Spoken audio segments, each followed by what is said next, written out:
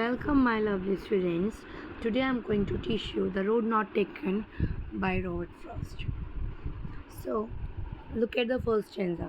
Two roads diverge in a yellow wood, and sorry I could not travel both, and be one traveler long I stood, and looked down one as far as could.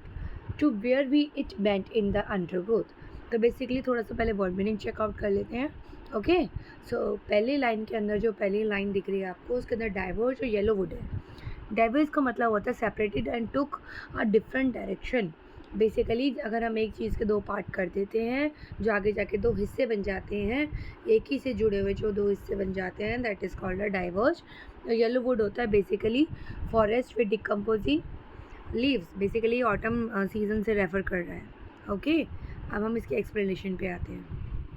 इसका expression है कि एक दिन poet है ना, road पे चल रहा होता है, तो रास्ते में उसको एक ऐसा मोड़ मिलता है जहाँ पे दो अलग अलग रास्ते होते हैं. अब उसको ये लगता है कि अब मैं दोनों रास्ते पे तो जा नहीं सकता एट द सेम टाइम, तो उसको एक रास्ता ही चुनना पड़ता है, इसको एक रास्ता ही चूज़ करना पड़ता है. तो वो बहुत सोचता है, बहुत टाइम लेता है और ये कंफ्यूज हो जाता है कि मैं कौन सा रास्ता सेलेक्ट करूँ. अब यहाँ पे एक येलो वुड की बात हो रही है. जैसे कि मैंने पहले बताया, येलो वुड का मतलब है ऑटम सीज़न. और यहाँ पे पोएट ये भी कह रहा है कि जो यहाँ पे लोग आए हैं, जो इस रास्ते पे लोग गए हैं, वो लोग जो है वो पोएट से भी काफ़ी ज़्यादा एक्सपीरियंस वाले लोग हैं, काफ़ी ज़्यादा एज में बड़े हैं. पोएट जो होता है वहाँ बहुत देर तक खड़ा रहता है और सोचने लगता है, काफ़ी डीप थिंकिंग करने लगता है और उन रास्तों को देखता रहता है. जितनी दूर तक उसकी नज़र जा सकती है वो वहाँ तक देखता है और वो समझना चाहता है कि वह रास्ता कैसा है और क्या उसके लिए सही रहेगा. लेकिन आगे जाके रास्तों का वो देखता है कि पेड़ों से ढक जाता है और दिखाई देना बंद हो जाता है. तो बेसिकली वो इतना घना जंगल होता है कि आप सोचो, आप किसी रास्ते पे खड़े हो और आप इस रास्ते को देख रहे हो कि आपको वो रास्ता कहाँ कितनी दूर तक नज़र आ रहा है. जैसे ही आप उसकी दूर तक उसको देखने लगते हो, आप उसके एंड में देखते हो, रास्ता तो बहुत बड़ा होता है लेकिन एंड में ऐसा लगता है कि दोनों तरफ पेड़ जो है रास्ते को बंद कर रहे हैं, दोनों तरफ पेड़ों ने रास्ते को ढक लिया है. तो पोएट को भी वो रास्ता ऐसे दिखने लगता है. तो इस सेंसा में पोएट ये समझाना चाहता है, ये कहना चाहता है कि जो हमारी लाइफ में होती है ना, कुछ ऐसी ही होती है. कुछ रास्ते ऐसे मिलते हैं जिसमें से हमको सिर्फ एक को ही सेलेक्ट करना पड़ता है. हमें बहुत ज़्यादा सोचना पड़ता है, डीप थॉट्स करने पड़ते हैं, अच्छी बुरी चीज़ों को चेकआउट करना पड़ता है और ये भी सोचना पड़ता है कि हमारे लिए कौन सा रास्ता अच्छा है, कौन सा रास्ता अच्छा नहीं है. चलिए अब चलते हैं सेकेंड स्टेंजा पे. Then took the other just as fair and having perhaps the better claim, because it was greasy and wanted wear, though as for that the passing there had warned them really about the same. Now look at the word meaning. First line के अंदर fair मिल रहा है, इसका fair का मतलब है as good as the other one, मतलब उतना ही अच्छा जितना दूसरा अच्छा है. सेकेंड है क्लेम, क्लेम का मतलब better option. Third one is grassy, grassy का मतलब यहाँ पे घास फूस से नहीं है, ग्रासी का मतलब है यहाँ पे अनयूज, बेसिकली जो यूज़ ना किया गया हो. और last one is wanted wear, wanted wear का मतलब है जो हैड नॉट बीन यूज, मतलब जो अभी तक यूज़ नहीं किया गया हो. चलो इसके अब थोड़े से हम एक्सप्लेनेशन देख लेते हैं. तो यहाँ पे पोएट आपको बताना चाह रहा है कि बहुत देर तक वो उस रास्ते को देखता रहता है और समझने की कोशिश करता है क्या वो रास्ता उसके लिए सही है कि नहीं है. फिर वो डिसाइड करता है कि उसको दूसरे रास्ते पे ही चलना है, क्योंकि उसको दोनों रास्ते एक जैसे लग रहे थे. तो वो कहते हैं कि पहले रास्ते पे तो सब जा रहे हैं, सब ने एक्सप्लोर कर रखा है, तो क्यों नहीं मैं दूसरा रास्ता एक्सप्लोर करता हूँ. इसलिए उसमें लाइन में लिखा हुआ है जस्ट एज फेयर, इसका मतलब दोनों रास्ते इक्वल है, इसलिए उसने दूसरे रास्ते को चुन लेता है. वो इसलिए मतलब सेकंड जो रोड होता है, सेकंड वे होता है, सेकंड पाथ होता है, उसका वो सिलेक्ट कर लेता है और वो आगे चलता रहता है. और जैसे वो थोड़ा आगे चलता है तो उसको दिखाई देता है कि उस पर तो घास उगी हुई है, ग्रासी एरिया है. इसका मतलब यहाँ पे बहुत कम लोग इस रोड को यूज़ करे हुए हैं. अगर जिस रोड पे ज़्यादा लोग चलते हैं ना, वहाँ ग्रास इतनी नहीं होती है ना. तो ग्रास से वो पहचाना कि ये रोड अनयूज्ड है, इसीलिए उसने वांटेड वेयर का यहाँ पे यूज़ किया गया है.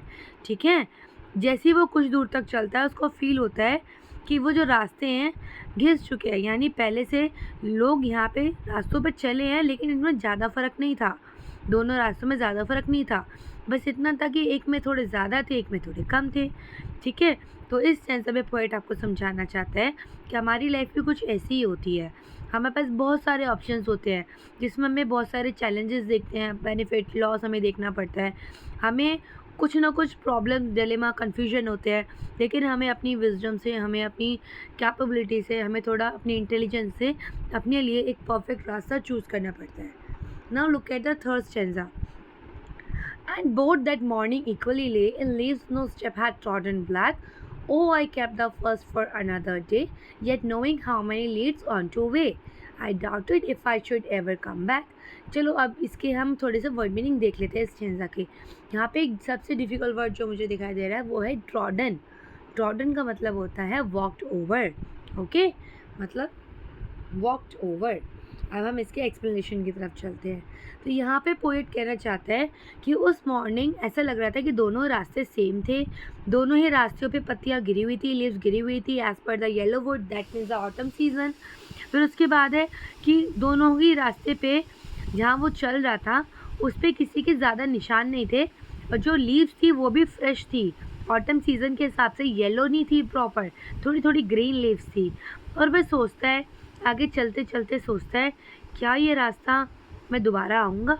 तो उसको ऐसा लगता है, उसको रियलाइज़ होता है कि मैं जिस रास्ते पे जा रहा हूँ शायद मैं उस रास्ते पे दोबारा नहीं आऊँगा. ठीक है, शायद मैं उस रास्ते पे दोबारा तक ना पहुँच पाऊँगा. तो उसको रियलाइज़ होता है.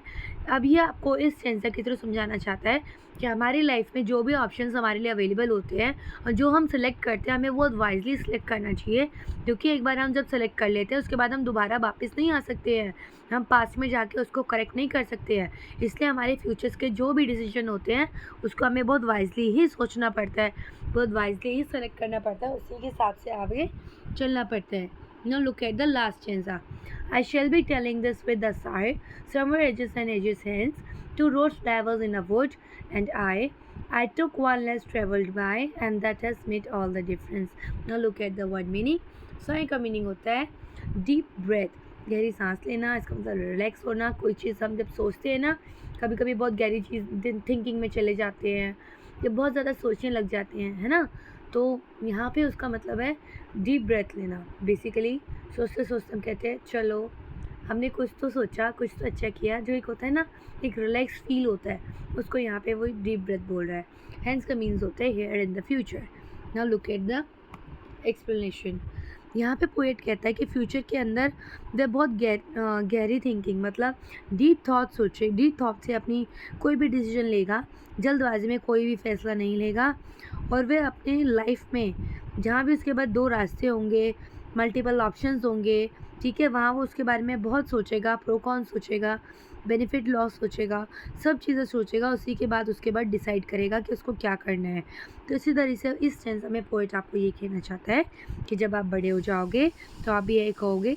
इसे हमें हमारे रियल लाइफ में जो बड़े कहते हैं ना घर के, कि हमारा एक्सपीरियंस है बेटा, ये काम मत करो, आगे इससे आपको बहुत नुकसान होगा, इससे आपको बहुत तकलीफ़ होगी, राइट.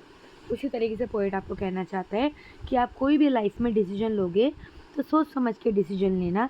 ऐसा कोई डिसीजन मत लेना जिससे आगे चल के आपको रिग्रेट हो कि मैंने गलत फैसला ले लिया. ठीक है, और आप सभी स्टूडेंट्स के लिए ये सीखना बहुत ज़रूरी है कि हमें अपने लाइफ में एक अच्छा ऑप्शन बहुत सोच समझ के सेलेक्ट करना चाहिए, क्योंकि हमारा फ्यूचर उन्हीं सब पे डिपेंड होता है. तो बच्चों, मैंने यहाँ पे आप सबको समझा दिया है, एक्सप्लेनेशन दे दिया है. आपको कोई भी प्रॉब्लम, कन्फ्यूजन होता है, कमेंट बॉक्स में आप कमेंट करिएगा. अगर आपको मेरी वीडियो अच्छा लगा हो, मेरा एक्सप्लेनेशन अच्छा लगा हो, ईजी लगा हो, तो प्लीज़ लाइक करना और सब्सक्राइब करना मत भूलना.